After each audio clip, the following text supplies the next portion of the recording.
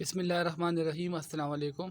جیسا کہ آپ جانتے ہیں نومبر میں الیکشن ہونے والے ہیں امریکی صدارتی صدارت کے لیے، تو جس میں ٹرمپ صاحب اور ان کے جو مقابل ہے بائیڈن صاحب، تو ان کا مقابلہ ہوگا۔ بظاہر تو ایسا لگ رہا ہے کہ بائیڈن صاحب جو ہے ان کو برتری حاصل ہے، لیکن امریکن جو الیکشن ہے اس میں یہ روایت رہی ہے کہ کوئی بھی صدر جو ہوتا ہے اس کو 2 دفعہ الیکٹ کیا جاتا ہے، 2 ٹینور وہ گزارتا ہے اور تیسرے دفعہ وہ پھر الیکشن نہیں لڑتا۔ اور یہ ایک اخلاقی روایت انہوں نے رکھی ہے کہ ان کے جو پہلے صدر صاحب تھے تو انہوں نے 2 ٹینور گزارے تھے، تو اس کے بعد انہوں نے تیسری جو ٹینور تھا اس کے لیے الیکشن لڑنے سے انہوں نے انکار کیا تھا۔ تو اس حوالے سے ان کی یہ روایت رہی ہے اور وہ اس روایت کو برقرار رکھے ہوئے، اس سے پہلے جو اوباما صاحب تھے انہوں نے بھی 2 ٹینور گزارے تھے۔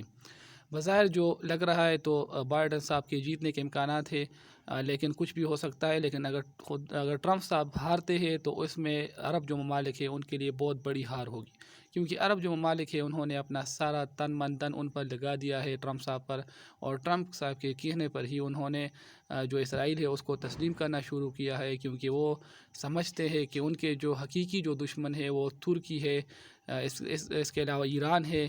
وہ عرب ممالک جو ہے وہ یہودیوں کو اور خاص طور پر امریکہ کو اپنا خیر خواہ سمجھتے ہیں۔ تو اس حوالے سے انہوں نے لمحہ بلمحہ انہوں نے جو کام شروع کیا ہے کہ وہ تسلیم کر رہے اسرائیل کو۔ سب سے پہلے UAE نے تسلیم کیا، اس کے بعد جو سوڈان وغیرہ جو دیگر ممالک ہیں ان کو تسلیم کرنے کے بارے میں خبریں سرگرم ہے۔ تو اس طرح جس کو انہوں نے ملتوی کر دیا ہے کہ الیکشن کے بعد ان کو تسلیم کیا جائے گا۔ ٹرمپ صاحب اس ذریعے سے یہودیوں کی جو ووٹ بینک ہے وہ حاصل کرنا چاہتے ہیں کہ وہ یہودیوں کے بہت بڑے خیر خواہ ہیں۔ تو اس حوالے سے اگر ٹرمپ صاحب ہار جاتے ہیں تو اس میں جو سب سے بڑی ہار ہوگی وہ ہوگی عرب ممالک کی، ان کو بہت بڑا نقصان ہوگا اس سے۔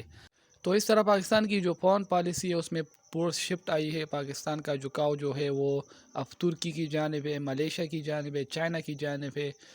اس سے پہلے پاکستان میں جتنے بھی فیصلے ہوتے تھے وہ سعودی عرب کے جو دباؤ پر ہوتے تھے یا امریکی دباؤ پر ہوتے، تو اب اس دفعہ جو ہے تو بہت بڑی شفٹ آئی ہے، جس کی وجہ سے جو تجزیہ نگار ہے وہ یہ کہتے ہیں کہ پاکستان ہو سکتا ہے مستقبل میں ایران کے بھی قریب بھی جائے، کیونکہ ایران جو ہے وہ سعودی عرب کے خلاف ہے، جبکہ ایران اور چائنا کے درمیان جو ہمدردیاں ہے، جو رابطے ہیں وہ بڑھ رہے ہیں۔ تو اس حوالے سے پاکستان اور ایران بھی قریب آ سکتے ہیں۔